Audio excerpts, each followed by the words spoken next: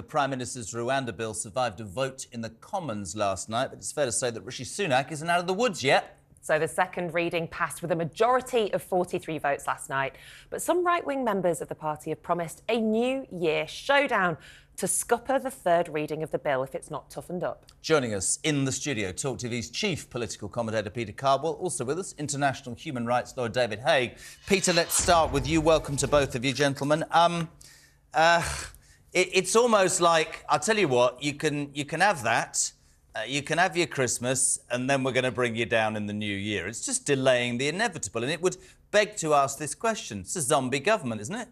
Well, Jeremy, I think that's a very cynical attitude and doesn't in any way lead to the possibility that it's all going to be magically worked out and everything will be absolutely Is that what fine. Rishi wants for Christmas? I think that's all of his people to come in and go, we love it. Come on, it's a zombie government. I don't think he's going to get it. You're absolutely right, Jeremy. This is just storing up problems for January. You've got Mark Francois of the European Research Group, these other groups on the right of the Conservative Party saying, yeah, do you know what, we've either abstained, not a single Conservative voted against this after all the noise, not a single one voted against it. So we had about 29 of them abstaining.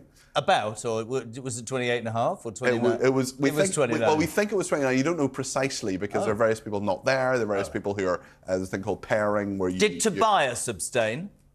I mean, I don't know off the top of my head. Can you please check that out for the next hour? Do you want to talk to David Haigh and I'll check it out on my phone and come back to you? Shall we do that? Yeah, absolutely. Okay, Tobias David, welcome. How are you? Morning. Good morning. David, good morning. Thank you for joining us. What was your take on the vote last night?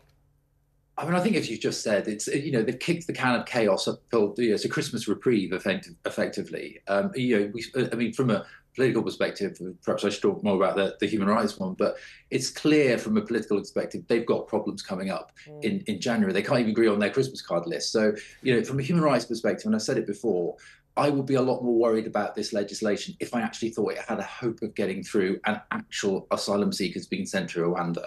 I don't think that's ever going to happen. So on the basis it doesn't happen, I'm not that concerned. Now, if it did happen, I think it's a very serious situation, very, very worrying. But also, what is very worrying from a legal perspective is that when you read this legislation, when you read the bill, it's effectively butchery of the Constitution, carving out what the courts can and can't decide, carving out bits of human rights, making different classes.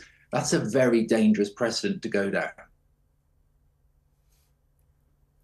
Sorry, I was listening. Go on, crack on. Sorry, I was. And David, just to anybody who hasn't seen you appear on our show before, can you just put in layman's terms what makes this Rwanda policy concerning for you?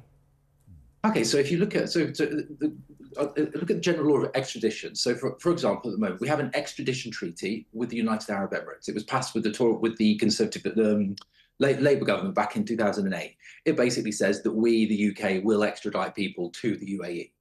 Since that's actually been passed, the courts have decided whether or not, in each individual case, when an extradition is requested, someone can go there on the basis of if it's a breach of their human rights, if they face danger, etc. And the UAE is not a safe country, so despite the fact we have an extradition treaty, which the government put in place, no one has actually been extradited there since that extradition treaty. Now, what this legislation effectively says is that just because it says on a piece of paper, it's a piece of paper saying Rwanda is safe, regardless of all the other evidence, and that means you will be sent there whether or not the judges agree, because it's simply as that. So they're carving out the ability of the judges. In the most part, they've left a loophole, which is one of the reasons, which I'll come on to in a minute, why Mark Francois is angry, saying that the judges can't decide, the courts don't have a role anymore, full stop. Now, I don't think that we should be sending people to Rwanda in the first place, but I can see why, if you're on the right of the party, like Mark Francois' group, they're very upset because there is a loophole. They've left some language in which will enable judges in certain cases to say, well, we're not actually going to send someone there because there's an immediate risk to their life, for instance. But they've not really defined that further. So there's a gaping loophole for lawyers to look at that and say, well, I'll give you an example. If one of the asylum seekers can claim that they are related to someone on the opposition of Rwanda, they would be at risk if they were sent there. So you could have a legal battle for years over whether or not that's the case. So I can see from the human rights perspective, it shouldn't be in place in the first place, but from the right wing of the party, I can see why they're very angry, because there's a loophole. There's going to be yet more court battles if it gets through. And David, can you just explain a little bit about the UK's responsibility if the legislation did go through? Am I right in saying for the first 5 years at least, if someone was to commit a crime in Rwanda, for example, the UK would still remain responsible for that person? Well, yeah, I mean, the details haven't been finalised at the moment, but that's essentially where we're looking at the moment. But I imagine things are going to change considerably, even if they get through. And you know what is clear, I think, is that this is a very, very expensive white elephant. A lot of money and time has been wasted on it. And if you look at the numbers that are expected to go, I mean, we're near the end of the year, and we're looking at 25,000, 30,000 people coming across the channel. Say, we're looking at a few hundred at the moment that are going to be, if this policy goes through, going to Rwanda. Is that really a deterrent? Is a piece of paper saying Rwanda is safe going to stop people coming across the channel, going to stop boat smugglers? I don't think it is. I don't disagree with you, David. Pete, we touched on this yesterday. He seems hell-bent from the outside on still pursuing something that almost everybody, to a man and a woman on whatever side of the political fence, thinks is a non-starter. Yes. Has he got himself up this creek without a paddle because of his inability to do the job, because he's trying to please everybody? Why can't he wise up and see that last night was simply a delay? Rishi Sunak inherited this policy from Boris Johnson. Could have changed it. Well, he made a deal with Suella Braverman to go ahead with it, or a version of it anyway. Right. So she would support him to be leader of the Conservative Party and would be his Home Secretary. What he's left with is a mess. He then said, trust me on these 5 things, his 5 pledges. And actually, it was on the 4th of January this year that he said, judge me in a year's time. So on the 4th of January 2024, in less than a month, we're going to say, has he stopped the boats? Now, unless a miracle happens, he will not stop the boats. They're down by about a third. That's better than some European countries. We do have to give him some credit for that. Maybe that's his work, maybe that isn't. But certainly the boats will not be stopped. But of the 29 people who abstained yesterday, he basically has, including Tobias Elwood. Well done. Good man. Tobias abstained. Looked it up on my app. I actually have an app called Commons Votes. That's one of the apps on my phone, yeah. Amazing. See, amazing. Somebody... No, that's... Yes, OK, nerd. It's a thing. Political nerd. But we will have, in the new year, this is... You're absolutely right, Jeremy. This row is just resting for a little while. It's postponed. We'll see as well, because the left of the Conservative Party, if such a thing exists, the One Nation group of about 100 MPs, are saying, this far and no further, we will continue to vote with you if it stays where it is. However, the right of the party, those 5 groups, are saying, we need changes to make this go further. Why doesn't he just throw his hands in the air and say, it's a zombie government, it's impossible, I'm out of here?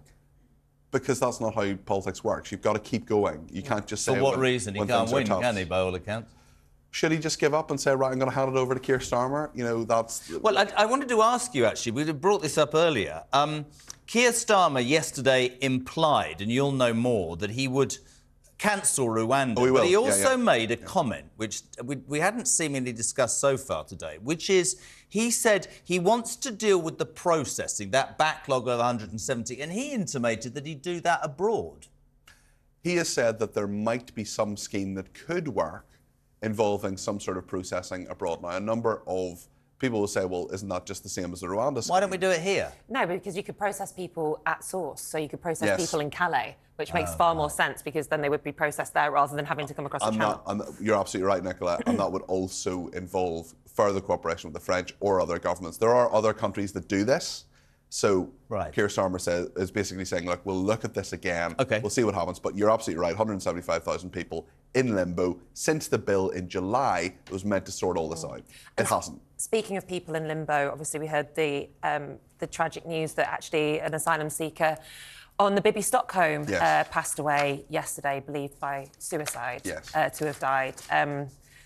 It's not great. I mean, there's been human rights charities, etc., talking about the fact that they do feel like they're in limbo. They are desperate, and it paints a very different picture, I think, to what some people would like to portray these asylum seekers as people who are trying to cheat the system. Well, actually, here's somebody who feels extremely trapped and actually should not have been in that situation. Well, the majority of people who come across on boats are judged by the system to be legitimate asylum seekers. We don't know the circumstances of, we think it's a man who sadly took its own life on the Bibby Stockholm yesterday. There are only 39 people on that vessel, which has capacity for about 400 or 500.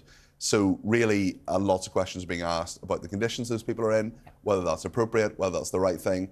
what I think most people agree is that the system just is not working. No. There are lots of people in limbo. People want, on all sides of this argument, people want people to be processed. They want to know, people might, even if people say not a single person should come across the channel, not a single person should even be here legitimately, what they're saying is the system doesn't work. We now have not one but two immigration ministers. We have a new Home Secretary. We have legislation in Rwanda that the government hopes will work, but it is a mess and will continue to be a mess for some time to come. David, can we get your response on that that death on the Bibi Stockholm from a human rights point of view, please?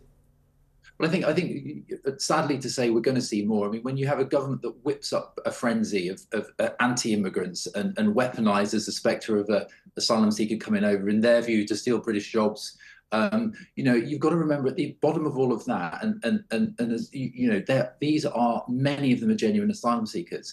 And just for 1 minute, imagine what their lives are like, seeing the amount of hatred that has been put on them in the very difficult positions they're in. And many have come from terrible, terrible situations.